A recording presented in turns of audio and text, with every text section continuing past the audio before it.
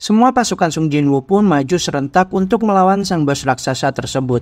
Dengan kekuatan penuhnya, semua shadow milik Jinwoo pun berlomba-lomba untuk menunjukkan kinerja terbaik mereka di hadapan sang raja. Terlihat sang bos raksasa masih duduk terdiam santai. Dia merasa jika para serangga-serangga di depannya saat ini tak sepadan dengan dirinya.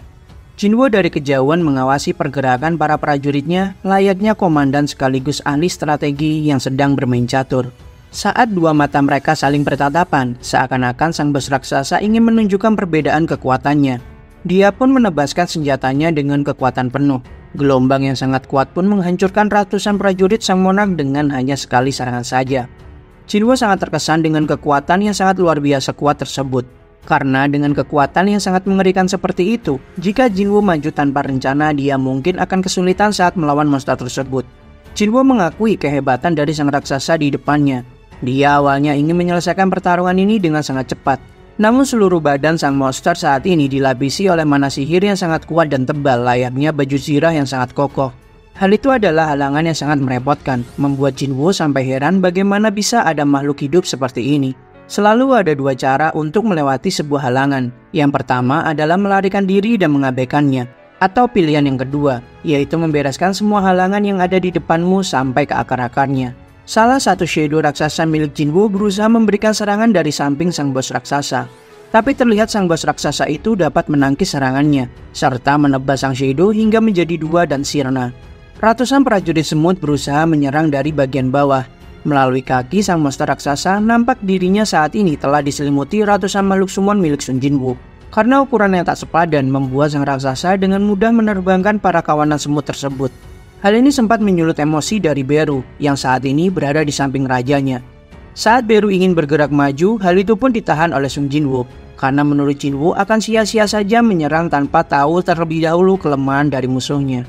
Jinwoo sudah memperhitungkan segala hal yang terjadi saat ini dengan semua prajuritnya yang menyerang dan mencari kelemahan dari sang bos monster. Hal itu akan membuat pertarungan lebih efisien dan tak membuang-buang mana Jinwoo saat ini.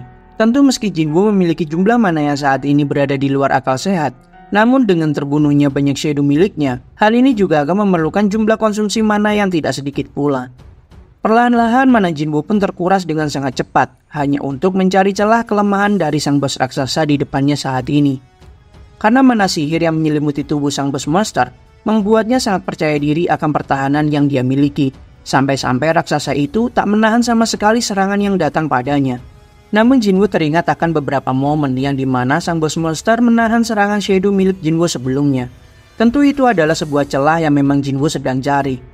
Dengan cepat Jinwoo mensummon Kaisel dan bergegas menyerang sang bos raksasa bersama kedua komandannya yaitu Beru dan Igris. Sang bos raksasa yang melihat Igris dan Kaisel menyerang bersama merespon dengan sangat cepat. Dia berfokus pada Igris karena saat ini Igris terlihat mengeluarkan pedang besar milik Baran. Igris pun akan menyerang dirinya dengan kekuatan yang terlihat sangat kuat dan membahayakan dirinya.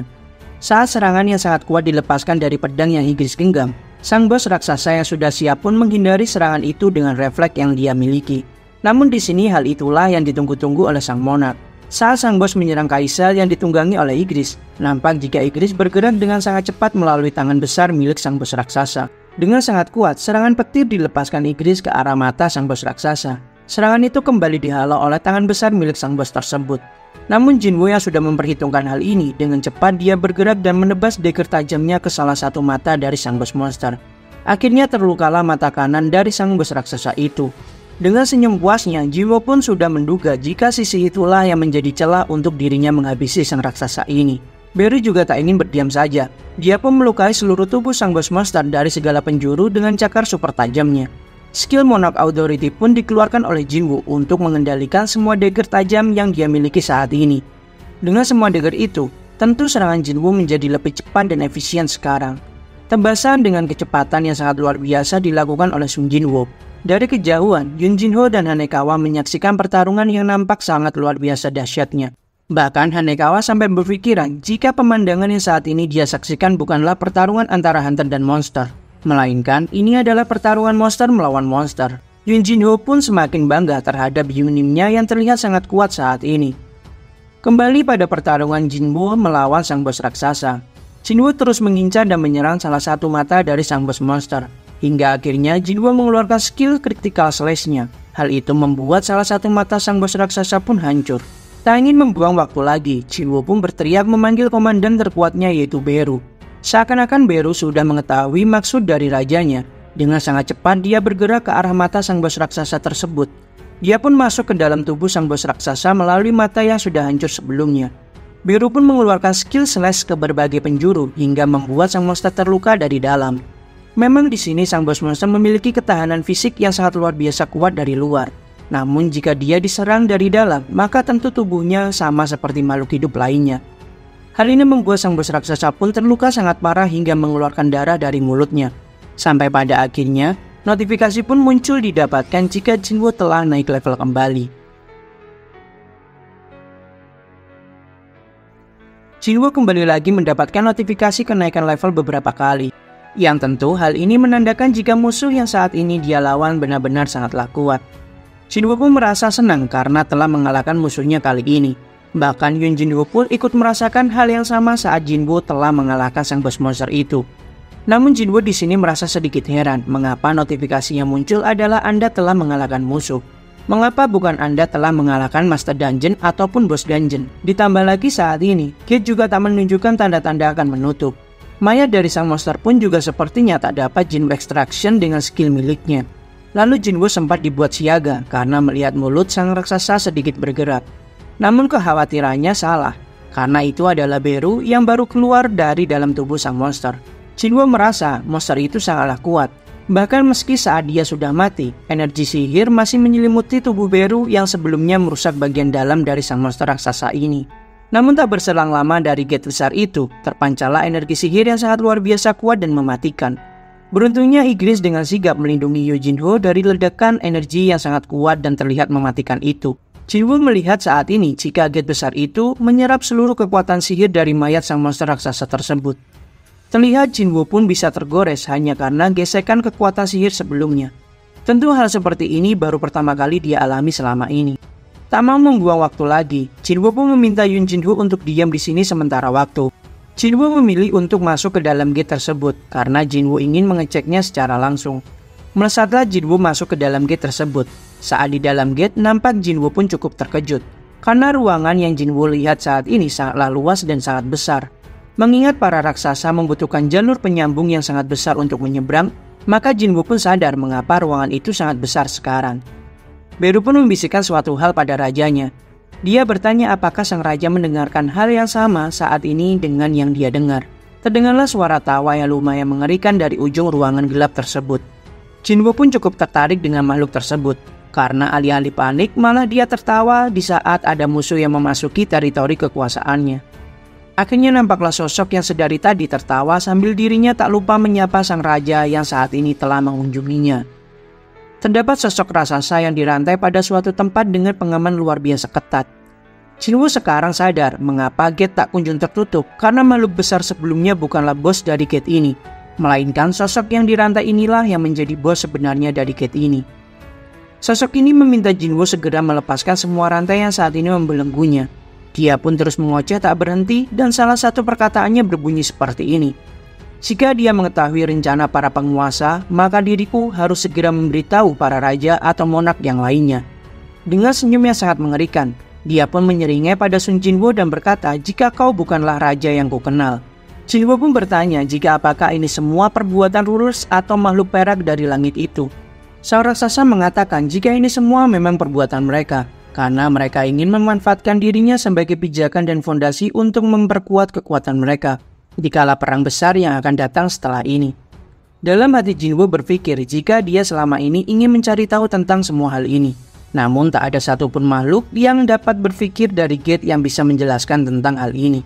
Lalu Jinwoo bertanya langsung sebenarnya rules itu apa. Dia menjawab jika mereka adalah musuh lama dari para raja dan monark. Dalam hati Jinwoo pun dia masih merasa bingung karena dia tak tahu apakah rules itu adalah musuhnya juga ataupun sebaliknya.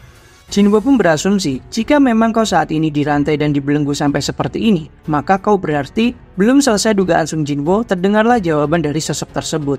Ya, benar sekali dugaanmu. Jika diriku juga adalah salah satu monark.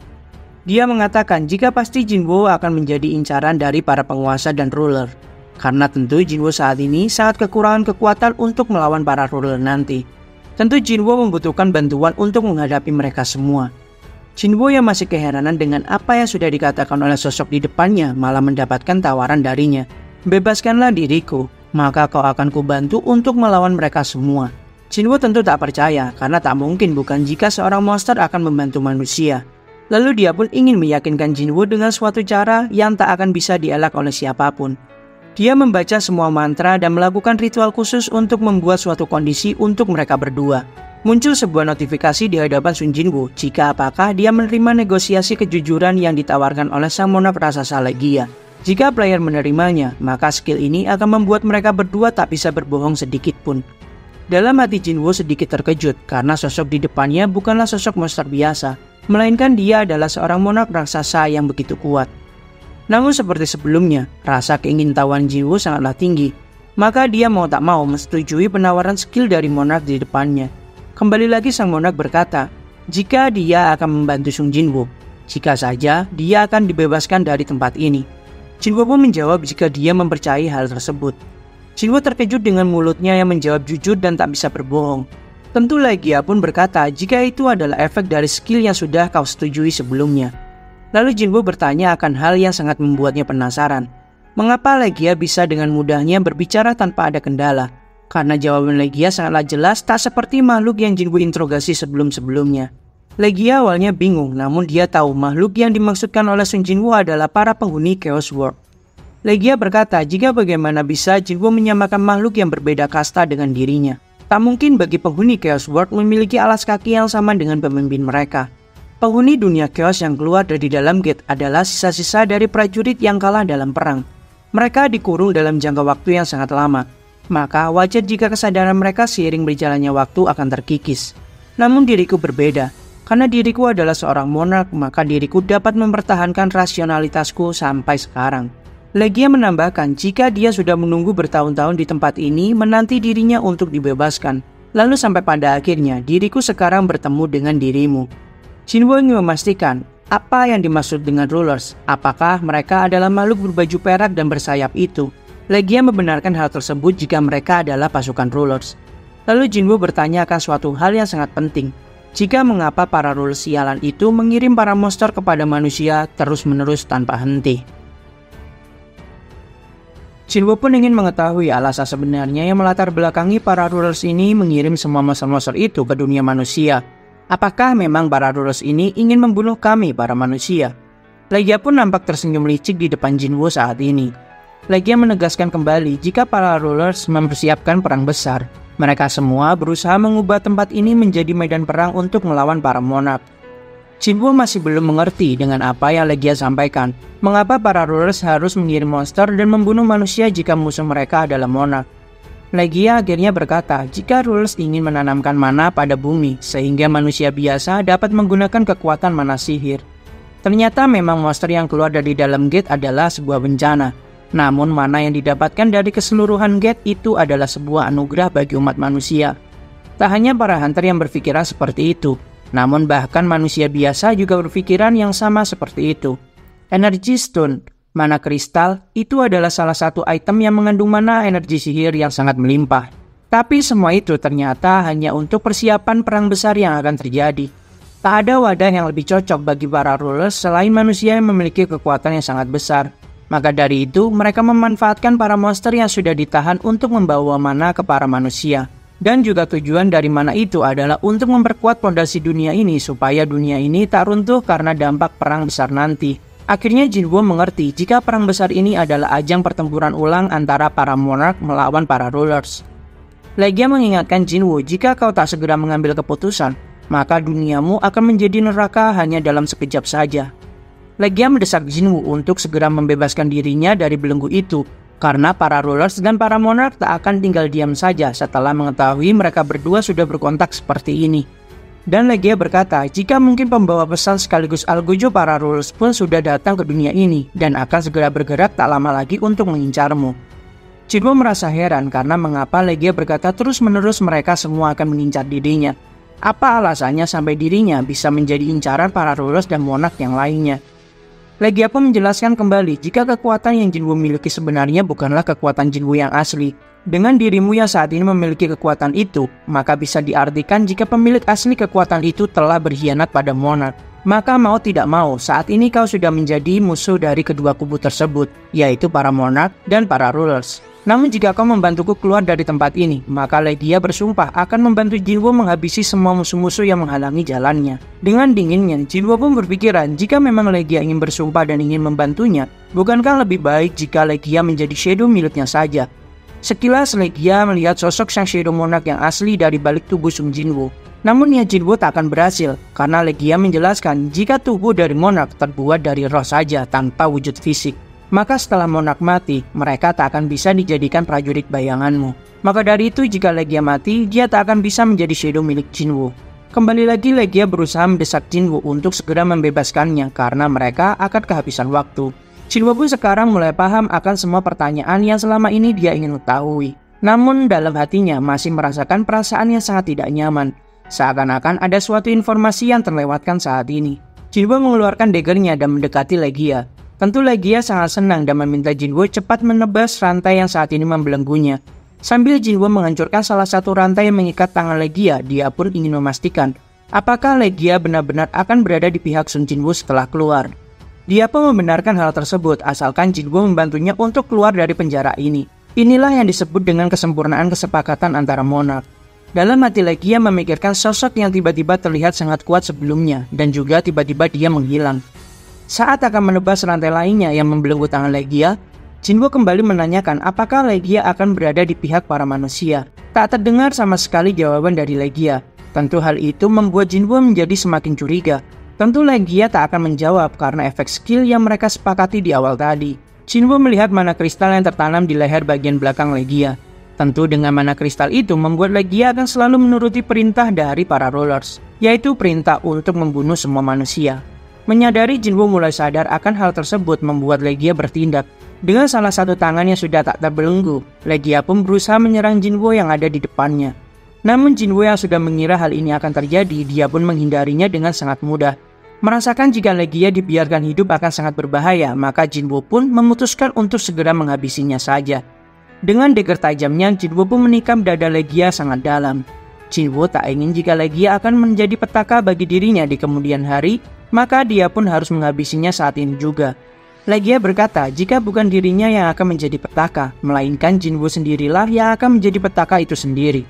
Sambil dirinya berusaha menyerang Jinwoo dengan sekuat tenaga. Namun mengingat gerakannya saat ini sangat terbatas, tentu Jinwoo dapat menghindari serangan-serangan darinya dengan sangat mudahnya. Berkali-kali Jinwoo terus menusuk dagger tajamnya pada Legia, hingga membuatnya muntah darah sekaligus kehilangan banyak darah. Dalam keadaan di ujung tanduk, Legia pun memperingatkan Jinwoo jika tindakannya ini akan membuat dunianya menjadi medan perang semakin cepat. Dan Jinwoo akan kehilangan semua orang yang disayanginya dalam waktu dekat ini. Semua akan terbakar dalam api peperangan yang akan segera terjadi. Jinwoo pun dengan sangat yakin dan mantap berkata jika hal seperti itu tak akan pernah terjadi. Tebasan tajam dagger miliknya pun memenggal sang monark raksasa Legia. Notifikasi pun muncul menunjukkan jika Jinwoo berhasil mengalahkan bos dungeon. Anda telah mengalahkan 1 dari 9 monark yang ada. Monark permulaan Legia pun berhasil dikalahkan. Jinwoo pun beranjak keluar dari dalam gate sambil dia menunggu perhitungan XP yang sangat banyak hingga membutuhkan waktu yang cukup lama. Dia cukup menyesal karena Legia tak dapat dijadikan shadow miliknya. Maka Jinwoo hanya bisa mengambil beberapa item yang saat ini didapatkan dari mayat Legia. Anda naik level. Notif itu pun muncul berkali-kali hingga memenuhi papan notifikasi. Dia beranjak pergi meninggalkan mayat Legia yang juga mulai ikut sirna menjadi cahaya. Jinwoo pun naik level sangat pesat dan saat ini dia memiliki level 122. Di suatu tempat terlihat Nyonya Selner berkunjung ke rumah mewah milik salah satu hunter. Dia adalah Christopher Reed, salah satu hunter tingkat nasional. Nyonya Selner dan wakil ketua asosiasi ingin menyampaikan hal penting pada Christopher. Maka Christopher pun meminta sekretarisnya untuk mengosongkan ruangan sementara dan melarang orang lain mendekat sampai mereka selesai. Dengan sangat angkuh, Christopher pun menolak permintaan mereka jika saat ini akan membicarakan soal gate rank S yang muncul di berbagai negara. Namun Nyonya Selner datang ke sana bukan karena hal tersebut. Namun dia mengingatkan Christopher Reed dalam waktu dekat ini akan menghadapi kematian. Chris, kau akan dibunuh dalam beberapa waktu dekat ini. Hal itulah yang terdengar dari bibir Nyonya Selner. Christopher pun sedikit mulai emosi mengingat hubungan Nyonya Selner dan dirinya tak begitu dekat. Meski jasa Nyonya Selner untuk membangkitkan Christopher tidaklah sedikit, namun Christopher menganggap hal ini adalah sebuah lelucon yang sudah keterlaluan. Dengan aura yang nampak mengancam, dia pun bertanya siapa kira-kira yang akan membunuhku dalam waktu dekat ini. Nyonya Selner ternyata telah memimpikan beberapa kali berulang-ulang jika Christopher akan mati dan dibunuh oleh sesosok makhluk. Christopher akan dikelilingi oleh beberapa sosok pria dan di sanalah kau akan menjadi tak berdaya. Mendengarkan hal itu, Christopher pun sempat heran karena Nyonya Selner dan wakil ketua datang jauh-jauh ke tempatnya hanya untuk menceritakan bualan semata. Dia merasa hal ini tak masuk akal, mengapa juga dia harus percaya dengan mimpi seseorang. Christopher yang tersulut emosinya pun berkata jika dia sudah mengetahui masa lalu dari Nyonya Selner. Karena sebelum Nyonya Selner mendapatkan pembangkitannya, dia adalah seorang cenayang. Maka tak heran jika Nyonya Selner membual akan hal seperti mimpi dan lain-lain. Dengan adanya sedikit angkuh, Christopher pun menjelaskan jika dia adalah hunter tingkat nasional, yang dimana gelar itu tak dimiliki oleh banyak orang. Maka siapapun tak akan bisa membunuhnya kecuali mungkin sesama hunter tingkat nasional juga. Nyonya Selner yang berusaha menjelaskan lebih detail pun malah dipotong terus-menerus perkataannya oleh Christopher. Christopher akhirnya bertanya jika memang semua hal yang kau katakan benar dan terjadi, maka diriku harus meminta bantuan ke siapa lagi di dunia ini, mengingat diriku adalah hunter tingkat nasional yang sangat hebat. Maka sepertinya tak akan ada hunter lain bukan selain kami, para hunter tingkat nasional yang lebih hebat. Namun dengan diri dan tenang, Nyonya Selner pun menyampaikan jika mungkin ada satu orang yang bisa membantumu untuk bertahan hidup. Dia adalah hunter rank S dari Korea bernama Sung Jinwoo. Kembali di saat Jinwoo keluar dari dalam gate rank S tersebut. Dia pun berpikir jika pilihannya untuk menghabisi sang monark permulaan Legia adalah pilihan yang tepat. Karena dengan belenggu yang sudah membatasi segala kemampuannya, namun Legia masih bisa mengeluarkan aura mana yang sangat mencekik dan mencekam. Jinwoo pun sampai bertanya-tanya apakah makhluk semengerikan itu memang pernah berkelana ke seluruh dunia. Namun beruntunglah Jinwoo karena berhasil mengungkapkan niat asli sang monark Legia. Menyadari akan hal itu, Jinwoo pun semakin yakin jika dirinya harus bertambah kuat lagi saat ini. Karena dengan kekuatan yang dia miliki sekarang, maka dia tak akan bisa dibandingkan dengan para monark yang ada. Berita tentang penyelesaian raid di Jepang pun tersebar luas dengan sangat cepat. Semua raksasa akhirnya bisa dikalahkan dengan bantuan besar dari hunter rank S Sung Jinwoo dari Korea. Terdapat perbincangan yang sangat hangat di media sosial yang membahas tentang hunter tingkat nasional yang baru telah muncul. Mereka pun menyadari akan perbedaan antara raid Pulau Jeju dan raid raksasa di Jepang. Bahkan bukan hanya orang Korea saja yang membicarakan hal ini, melainkan hampir seluruh dunia membicarakan tentang hunter Sung Jinwoo. Nampak satu monster yang menyeberangi lautan ke arah Cina dapat dikalahkan oleh hunter tingkat khusus Liu Zigang. Ketua Asosiasi Hunter Jepang Shigeo Matsumoto pun akhirnya juga menyerahkan diri setelah mengakui segala kesalahannya. Hal ini seakan-akan dia ingin mengambil semua tanggung jawab akan segala kekacauan yang telah dia buat pada negaranya. Dan di sisi lain, para hunter yang berada di benua Amerika bersiap untuk mengadakan pesta besar, karena mereka telah berhasil menyelesaikan gate rank S yang muncul di benua mereka. Saat beberapa hunter di sana sedang berbincang, datanglah sosok yang sangat kekar dan bertubuh besar mendekati mereka. Dia adalah Thomas Andrew yang menagih perihal pertaruhan mereka sebelumnya. Thomas dengan sangat detail mengingat semua taruhan yang sudah disepakati. Nampak jika Thomas Andrew memiliki sifat yang serakah terlihat dari dirinya yang tiba-tiba meminta dasi dari anggotanya tersebut. Dia tetap memakai dasi tersebut meski tak terlihat cocok dengan setelannya. Lalu sang sekretaris memberikan informasi jika akan diadakan konferensi antara guild internasional. Dan dia juga memberikan beberapa informasi guild yang akan ikut berpartisipasi dalam acara tersebut. Lalu yang menarik di sini adalah yang mewakili negara Korea adalah guild Ahjin. Guild tersebut adalah guild baru. Dan yang menjadi pemilik guild tersebut adalah hunter Sung Jinwoo. Tentu mengetahui jika Jinwoo akan datang ke Amerika, Thomas Andrew pun semakin tertarik dengan hal tersebut. Semua mayat raksasa yang sudah dihabisi oleh Jinwoo telah menjadi shadow milik Jinwoo seutuhnya, kecuali satu raksasa yang hilang ke arah lautan Cina. Semua shadow raksasa milik Jinwoo berlutut patuh berbaris di depan raja mereka. Para tentara Jepang sangat kagum dengan kehebatan hunter Sung Jinwoo. Namun di sini yang merasa bangga akan hal tersebut bukanlah Jinwoo, melainkan Yun Jinho. Tiba-tiba Hanekawa memberitahu jika ada panggilan telepon darurat untuk Yun Jinho dari Korea. Mendengar kabar yang disampaikan dari seberang telepon membuat Yun Jinho merasa sangat terkejut. Dengan segera Yun Jinho pun berpamitan pada Hyunimnya jika dia harus segera pulang ke Korea karena ada masalah keluarga yang mendadak muncul. Jinwoo yang mengetahui hal yang sebenarnya terjadi pun hanya meminta Yun Jinho berhati-hati di jalan. Akhirnya Hanekawa mengantarkan Yun Jinho dan segera bergegas menuju bandara. Dalam hati Yun Jinho, dia menjadi sangat khawatir tentang apa yang sebenarnya terjadi. Karena tak pernah sebelumnya sang ibu berbicara dengan nada yang sampai bergetar seperti itu. Tentu di sini ada masalah yang sangat mendesak yang saat ini terjadi di keluarganya. Saat sampai di bandara, Yun Jinho pun disambut oleh sekretaris sang ketua. Lalu dia juga menyampaikan jika Yun Jinho harus bersiap akan segala hal yang akan terjadi nanti. Dia pun berkata akan menceritakan semuanya dalam perjalanan pulang karena ceritanya akan cukup panjang. Singkatnya, setelah mereka telah tiba di rumah sakit, Yun Jinho pun melihat suatu pemandangan yang sangat tak dapat dia percaya. Pada intinya, Presdir Yo Myung Han telah tertidur selamanya. Namun Jinho sangat dilarang mendekati ayahnya. Hal itu dikarenakan Yun Jinho adalah seorang awakener yang memiliki energi sihir pada tubuhnya. Dan bagi hunter yang tak bisa mengendalikan energi sihir, mereka sangat tidak dianjurkan untuk mendekati pasien yang terkena penyakit tidur selamanya. Yun Jinho merasa dirinya sangatlah tidak berguna saat ini. Namun di saat dia sangat terpuruk seperti ini, sang sekretaris memberikan buku catatan yang selalu dibawa oleh sang ketua sebelum dia tertidur. Karena menurut sang sekretaris saat ini buku tersebut lebih dibutuhkan oleh Yun Jinho daripada yang lain. Air mata Yun Jinho pun tak dapat dibendung lagi. Memang benar jika apel tak akan jatuh jauh dari pohonnya. Kebiasaan ayahnya yang sangat mirip dengan Yun Jinho pun nampak di buku tersebut. Kutipan-kutipan majalah, koran, dan lain sebagainya yang menunjukkan berita tentang anak tersayangnya ditata dengan rapi oleh sang ayah pada buku tersebut. Sang sekretaris membenarkan semua tentang hal tersebut, dan dia juga menunjukkan serta berkata, bahkan artikel tentang pencapaian Tuan Muda baru-baru ini sudah tertempel dengan sangat rapi di buku tersebut.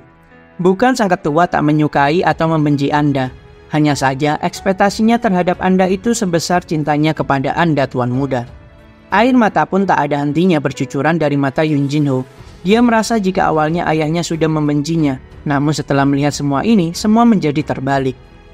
Sang sekretaris meminta tuan mudanya untuk pulang sementara membereskan beberapa hal. Saat akan beranjak pergi, Jinho pun sempat tersentak merasakan sesuatu masuk ke dalam kamar sang ayah. Namun tak mau membuang waktu lebih banyak lagi. Akhirnya sang sekretaris dan Yun Jinho pun beranjak pergi. Dari balik bayang-bayang, Sun Jinwo pun tersenyum tipis merasakan jika adiknya sangatlah cengeng. Jinwo yang tak mau melihat adiknya sedih, karena hal itu juga akan membuatnya sedih. Maka dia pun mengeluarkan Holy Water of Life dan memberikan cairan ajaib tersebut pada ayah Yun Jinho. Saat ibu Yun Jinho masuk ke dalam rumah sakit, dia berpas-pasan dengan sosok yang sepertinya dia kenal. Akhirnya terlihatlah ayah Yun Jinho terbangun dari penyakitnya, dan bahkan tubuhnya terlihat sangat sehat, lebih sehat daripada sebelumnya. Dokter pun yang memeriksanya sampai terkejut dan keheranan karena hal seperti ini jarang bahkan mustahil terjadi. Jinwo pun di luar rumah sakit hanya tersenyum kecil melihat kebahagiaan yang telah dia bagi pada adiknya Yun Jinho. Hal itu adalah hadiah ulang tahun dari Sun Jinwo untuk Yun Jinho. Saat ini Jinwo harus kembali lagi ke Jepang dan membereskan semua hal sendirian saja. Namun mengingat skill Shadow Exchange yang masih cooldown membuatnya harus menunggu lebih lama lagi untuk bisa menggunakannya. Jinwo bingung dengan apa yang harus dia lakukan saat ini sambil menunggu waktu cooldownnya selesai. Karena baginya juga tak akan ada orang yang bisa dia hubungi saat ini. Tiba-tiba teringatlah momen saat Hunter Cha berkata tertarik kepadanya sebelumnya. Tak ingin terlena dengan hal manis seperti itu, maka Jinwo pun berniat untuk mencari sebuah dungeon tanpa pemilik untuk dia selesaikan sambil menunggu. Di kediaman mewah Christopher Reed, nampak dirinya sedang tertidur pulas di kamar mewahnya. Namun dia tiba-tiba terbangun karena merasakan akan suatu hal. Dia pun sangat curiga di saat dirinya mencoba berjalan di lorong. Suara tak terdengar sedikit pun di sekitarnya. Bahkan saat gelas dijatuhkan dan pecah, hal itu tak berbunyi sedikit pun. Seakan-akan dia saat ini berada di ruangan hampa. Tentu Christopher bertanya-tanya dengan apa yang sebenarnya sudah terjadi saat ini pada dirinya. Saat di tangga, dia pun merasakan ada sosok yang telah berdiri di hadapannya. Teringatlah saat ini di benaknya akan perkataan sang wakil ketua yang serta Nyonya Selner sebelumnya. Dia mulai mempercayai prediksi yang saat itu disampaikan oleh mereka berdua. Nampak saat ini, Christopher dikepung oleh 3 sosok, 1 dari depan dan 2 dari belakang. Lalu pria di depannya berkata, jika kau tak akan bisa bertahan dan menolong siapapun, jika dirimu bertarung sembari menyelamatkan para manusia. Wahai pecahan cahaya yang paling cemerlang, sungguh malang nasibmu saat ini karena harus mati di tangan kami. Christopher pun heran dengan bahasa monster yang pria-pria ini sedang bicarakan. Dia menegur pria di depannya karena dirinya memang tak dapat mengerti akan hal yang sedang mereka bicarakan. Namun sang pria itu berkata jika dia tak sedang berbicara dengan Christopher, melainkan dia sedang berbicara dengan makhluk yang ada di atas sana, dan saat ini sedang terhubung oleh dirimu. Dia pun dengan tegas mengatakan jika tak akan ada yang boleh memerintahnya. Dengan aura yang sangat kuat terpancar dari tubuhnya, pakaian yang dia kenakan hangus tak tersisa setelah terbakar saat dirinya melakukan transformasi ke wujud penuhnya. Dia bertekad akan menyeret salah satu dari mereka bertiga ke neraka bersamanya. Semua sosok monark yang saat ini berada di tempat itu cukup terkesan, karena mereka menyaksikan manifestasi tubuh spiritual pecahan paling bercahaya dari seorang manusia. Ledakan besar pun terjadi dari pertarungan dahsyat mereka. Singkatnya, setelah raid raksasa semuanya telah usai, Jinwoo pun diantar ke bandara dengan iring-iringan khusus layaknya presiden. Semua warga Jepang menyambut Jinwoo dengan penuh sukacita di sana. Kemungkinan jumlah mereka semua ada sekitar 100.000 orang. Beru pun selalu salah paham dengan keadaan yang saat ini sedang terjadi. Dia beranggapan semua manusia di luar sana saat ini mengakui kehebatan dari sang raja dan ingin menyembahnya. Dia menyarankan rajanya untuk melambaikan tangan pada semua orang. Singkatnya, Jinwoo pun sudah menuju ke Korea menggunakan pesawat saat ini. Dia cukup heran mengapa saat ini Jinwoo bisa bertemu dengan orang yang dia kenal di dalam pesawat itu. Apakah mungkin hal ini akan terjadi dengan kebetulan saja? Dengan senyum tipisnya, Adam Wade pun berharap jika ini adalah sebuah kebetulan saja. Namun jika alasan itu yang dia lontarkan, maka akan terlihat sekali jika alasan itu terlalu memaksakan. Jinwoo pun menyapa Adam Wade yang akhirnya bertemu lagi dengannya di tempat yang tak terfikirkan sebelumnya. Adam Wade merasa tersanjung karena meski hanya sekali saja mereka bertemu, namun Jinwoo dapat mengingat namanya. Meski sebenarnya di sini Berullah yang mengingatkan nama lelaki di depan Jinwoo saat ini, layaknya seorang sekretaris yang handal. Jinwoo berkata, bukankah kesepakatan sebelumnya sudah cukup waktu itu? Namun Adam Wade meminta maaf karena memang dia menemui Jinwoo tanpa izin sebelumnya. Itu dikarenakan suatu hal yang sangat penting dan mendesak yang harus segera mereka diskusikan. Awalnya Jinwoo mengira jika Amerika gagal dalam penyelesaian Gate Rank S-nya. Namun Adam Wade menemui Jinwoo bukan karena hal itu, karena Gate Rank S mereka sudah ditangani dengan sangat baik oleh para hunter Amerika. Adam pun membuka laptop yang dia bawa dan menunjukkan suatu video pada Jinwoo. Kebakaran besar terjadi di suatu tempat pada video tersebut. Kebakaran tersebut sangatlah dahsyat sampai-sampai membuat semua pemadam kebakaran dikerahkan untuk memadamkan api di sana. Dan pria yang memicu kebakaran tersebut adalah salah satu hunter tingkat nasional, Christopher Reid. Sudah ada 1.800 kru pemadam kebakaran, dan 18 hunter tipe penyihir dikerahkan hanya untuk memadamkan api di tempat itu. Dan akhirnya mereka semua menemukan Christopher Reid sudah mati di sana, dengan terlihat jejak pertarungan pada tubuhnya. Lalu Adam mengeluarkan sebuah foto yang diduga adalah pelaku utama dari pembunuhan Christopher Reid. Dengan mata yang sangat terkejut, Jinwoo pun melihat foto ayahnya Sung Il-hwan lah yang ditunjukkan oleh Adam Wade. Tanpa babi bu, Jinwoo pun mengangkat Adam Wade dengan skill Monarch Authority-nya, serta menghancurkan laptop yang ada di depannya. Jinwoo berkata, jika ini adalah sebuah lelucon, maka aku pastikan dirimu dan semua orang saat ini tak akan bisa keluar hidup-hidup di sini. Semua anak buah Adam Wade pun panik dan ingin membantunya. Namun di sini Adam Wade meminta anak buahnya untuk tenang dan tak ikut campur. Dalam keadaan terdesak, Adam pun mengatakan jika orang yang ada di foto itu keluar dari dalam dungeon, maka mungkin itu bukanlah orang yang kau pikirkan. Adam juga mengatakan energi yang terpancarkan dari sosok itu mirip sekali dengan energi para monster yang keluar dari dalam gate. Dan dia juga menyerang hunter yang S mereka tanpa sebab yang pasti sebelumnya. Itu adalah kejadian ledakan kebakaran di Biro Hunter Amerika sebelumnya yang sempat disiarkan ke seluruh dunia. Mendengarkan hal tersebut, akhirnya Jinwoo pun mulai tenang dan melepaskan Adam dari skillnya. Adam menambahkan, setelah sosok itu mengalahkan hunter yang S mereka, dia menghilang dan tak pernah ditemukan dimanapun jejak darinya. Seakan-akan dia menghilang layaknya udara. Adam paham akan perasaan Sun Jinwoo, namun dari seluruh profil yang sudah diselidiki, kemungkinan besar pelaku pembunuh Christopher mengarah padanya. Di konferensi Guild Internasional, hal ini akan dibahas secara langsung. Dan pihak Amerika akan mengangkat isu darurat ini pada seluruh dunia. Maka dari itu mereka ingin memberitahu Jinwoo terlebih dahulu. Karena jika hal itu nanti sudah terjadi, maka investigasi terhadap sosok itu tak akan menjadi rahasia lagi.